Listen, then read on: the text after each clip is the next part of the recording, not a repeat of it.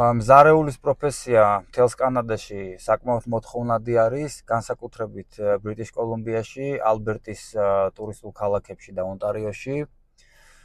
საშუალო ანაზღაურება დამწყებებისთვის არის $17-24 ჩათვლით, ხოლო გამოცდილი მზარეულების ანაზღაურება ზოგჯერ $30-ზე $30 კი გამოდის საათში. არანაირი ლიცენზია და სერტიფიკატი ამ სამსახურისთვის არ გჭირდებათ. რეკომენდირებული არის food safety-ის სერტიფიკატი, უფრო შანსებს გიზრდით, რომ დაიწყოთ სამსახური. ძირითადად არის რესტორნები, სასტუმროები, ესეთი hospitality სექტორი.